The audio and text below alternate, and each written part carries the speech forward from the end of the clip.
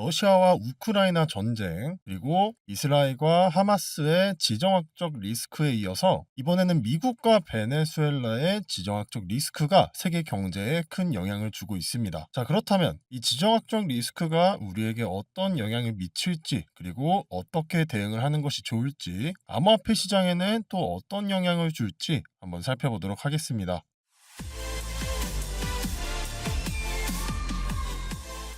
미국이 현지 시간으로 지난 4일 베네수엘라에서 군사작전을 수행했고, 베네수엘라의 대통령인 마두로 대통령과 배우자를 체포해서 이송했다고 밝혔습니다. 자, 이번 작전의 이유는 베네수엘라 정권이 최근에 단순히 반미 정책을 펼쳤기 때문이 아니라 베네수엘라에서 미국으로 계속해서 마약을 공급해왔기 때문에 이것을 처단하기 위함이라고 밝혔습니다. 자, 하지만 이 일이 발생한 이후에 실질적으로 움직이고 있는 것은 바로 유가였죠. 자, 여러분들도 아시다시피 베네수엘라는 전 세계에서 가장 많은 원유가 매장이 되어 있는 나라입니다. 하지만 그에 반해서 원유 수출액은 그렇게 높지 않죠. 자, 하지만 미국이 지금 베네수엘라의 대통령을 납치하고 임시로 베네수엘라를 통치하고 있는 상황에서 이 베네수엘라에 묻혀 있는 수많은 원유들은 미국의 영향을 받지 않을 수가 없습니다.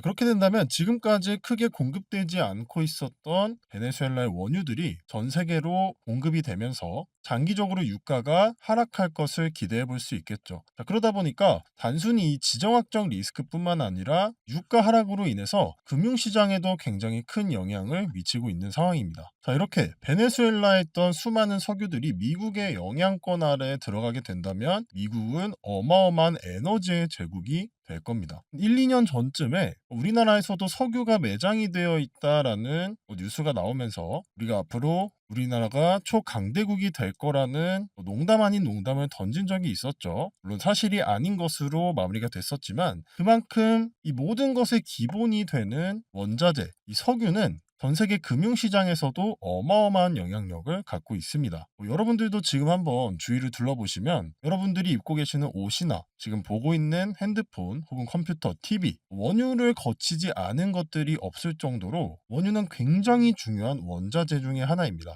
그런데 이런 원유가 그 어마어마한 양이 미국의 손으로 들어가게 된다면 단순히 유가 하락뿐만 아니라 어떤 일까지 벌어질까요? 바로 미국이 다시 한번 어마어마한 달러 패권을 가지게 될 겁니다. 그럼 여기에서 우리가 생각해 볼 수 있는 문제는 달러가 그 패권을 강화하게 된다면 원화는 어떻게 될 것인가 생각을 해봤을 때 지금 원화는 굉장히 아슬아슬한 상황에 있어요. 1480원의 고지를 지키기 위해서 대한민국 정부는 어떤 선택을 했습니까? 국민연금과 국고에 있던 외화를 이용해서 환율 방어에 온 힘을 쏟고 있습니다. 쉽게 말하면 지금 현재를 지키기 위해서 미래를 팔고 있는 거예요. 그럼 지금 당장에야 환율 방어를 할 수 있겠지만 장기적인 관점에서 봤을 때는 어떨까요? 달러의 패권은 점점 더 강화될 것이고 국고가 비면 빌수록 원화의 가치는 떨어질 수밖에 없을 겁니다. 쉽게 말하면 우리가 지금 들고 있는 원화가 점점 더 가치가 사라진다는 의미예요.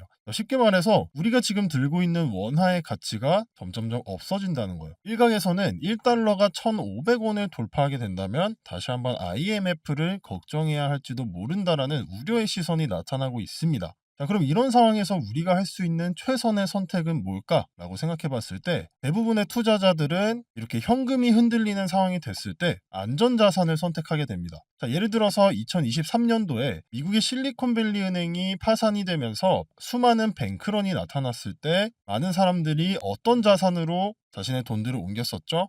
바로 비트코인과 금, 이런 안전자산으로 수많은 자금이 옮겨갔습니다. 내가 지금 들고 있는 현금의 가치가 점점 떨어지고 내가 들고 있는 현금이 더 이상 믿을만하지 않다라는 판단이 들었을 때는 결국에 이런 시장으로 자산이 옮겨갈 수밖에 없는 거예요. 그래서 우리의 자산을 지키기 위해서 저희는 소통방을 통해서 이런 인사이트들을 바로바로 실시간으로 드리고 있는 거고, 단순히 암호화폐나 알트코인 추천뿐만 아니라 여러분들의 자산을 지키실 수 있도록 이런 인사이트들을 전부 제공해 드리고 있습니다. 자, 그렇기 때문에 소통방에 들어오셔서 여러분들의 자산을 지키고 2026년에 어떻게 투자를 해야 성공적인 투자를 할 수 있는지에 대한 인사이트가 필요하시다면 영상 하단에 있는 링크나 댓글에 있는 링크로 들어오시면 저희 구독자분들만 들어오실 수 있는 소통방 링크를 드릴 겁니다. 자, 그렇기 때문에 이런 인사이트를 실시간으로 받아보고 싶으시다면 영상 하단 설명란이나 댓글창에 있는 링크로 들어와서 문의 남겨주시길 바랍니다. 자, 최근에 알트코인들도 이렇게 20% 정도씩의 상승을 보여주고 있고, 최근에 비트코인 차트를 봤을 때도 이 보라색 박스권 구간 안에서 조금씩 반등을 하는 모습을 보여주고 있습니다.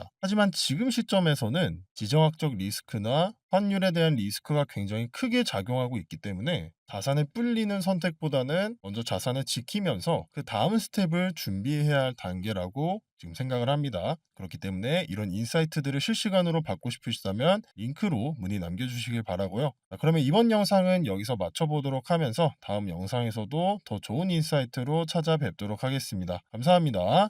자, 그리고 나서 23년도 중순에 뱅크런이 나타나고 나서 비트코인은 급격한 상승을 보였고, 반감기라는 호재와 함께 맞물리면서 비트코인은 최고가인 1억 8천만 원 가격대를 돌파했었습니다. 그렇기 때문에 원화의 가치가 떨어지고 있는 상황에서 우리가 할 수 있는 가장 최선의 선택은 바로 자산을 분배시키는 게 되겠죠. 원화로 보유하고 있는 것이 아니라 금이나 은 혹은 암호화폐 혹은 달러로 교환해서 내 자산을 분산시켜 놓는 것이 가장 좋은 전략일 겁니다. 그렇기 때문에 저희 소통방에 계신 분들을 위해서는 저희가 뭐라고 말씀을 드렸었죠? 바로 이 테더, 안전자산이라고 할 수 있는 스테이블 코인인 테더로 환전하는 것이 현재 가장 좋은 선택이라고 제가 이미 12월 달부터 말씀을 드렸습니다. 현재와 같이 시장에 불확실함이 존재할 때, 그리고 특히 원화 가치가 굉장히 크게 떨어지고 있을 때는 자산을 분배시키면서 이런 스테이블 코인에 투자를 해놓는 것이 가장 좋은 선택이 되겠죠. 그렇기 때문에 저희 소통방에 계신 분들은 현재 이렇게 미리 미래에 다가올 수 있는 위협에 대비하고 있고